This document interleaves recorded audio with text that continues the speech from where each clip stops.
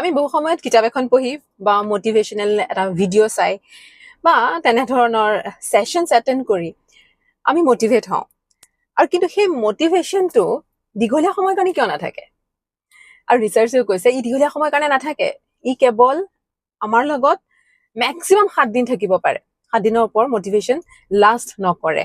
ইয়াৰ কাৰণ এটাই ইয়াত আছে এটা প্ৰিন্সিপল যিটো কোৱা হয় neuro emotional addiction neuro emotional addiction কি হয় এতিয়া আমি কিছুমান চিন্তা বছৰ বছৰ ধৰি কৰি আহিছো একে ধৰণৰ আমি চিন্তা কিছুমান কৰো আৰু চিন্তাবোৰৰ পৰা আমাৰ আবেগবোৰৰ জন্ম হয় আৰু সেই চিন্তাবোৰৰ পৰা আমি কিছুমান বিশ্বাসো জন্ম দিওঁ আৰু সেইখিনি আমাৰ কাৰণে এটা এডিকশ্যন হৈ যায় কেনেকৈ যিহেতু প্ৰতিটো থটে এটা কেমিকেল ৰিয়েকশ্যন আমাৰ শৰীৰত জেনেৰেট কৰে আৰু সেইটোৱে আমাৰ বডিয়ে আৰু নাৰ্ভাছ চিষ্টেমে সেইটো এডিক্টেড হৈ যায় যে আমি একেধৰণে চিন্তা কৰাৰ কাৰণে আমি এংজাইটি এটা ৰিজন হৈ পৰে ষ্ট্ৰেছত থাকোঁ সেই ৰিজনটোৰ কাৰণে আমাৰ আমি খং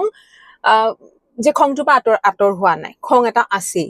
বা আমি ভিক্টিমহুডত জীয়াই থাকোঁ মানে সদায় এনেকুৱা লাগে যে মোৰ লগতে এনেকুৱা হয় কষ্টটো পাওঁ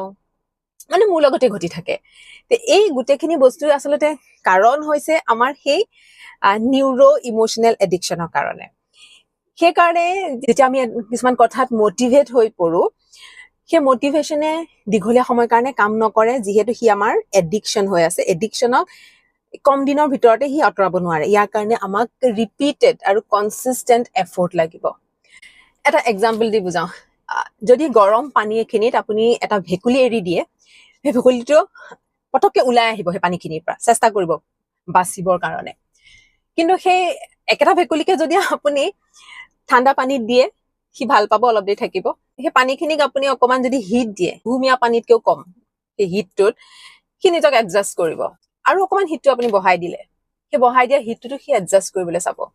আৰু তাৰপিছত আপুনি যেতিয়া ফুল হিট আপুনি দিব সেই পানীখিনিত সি বাচিবলৈ চেষ্টা নকৰে তেতিয়া সি এডজাষ্ট কৰিবলৈ চেষ্টা কৰোঁতে সি মৰি থাকিব একেধৰণে আমাৰ লগত ঘটে আমি এডজাষ্ট কৰোঁ যে আমি এটা ইমোশ্যনত মাজত আছোঁ সেই একেধৰণে চিন্তাবোৰ আমাৰ চলি আছে সেই দুখত আছোঁ সেই কষ্টত আছোঁ বা সেই তেনেধৰণৰ কিছুমান আমি এংজাইটিত আছোঁ সেইখিনি আমাৰ এডিকশ্যন হৈ যায়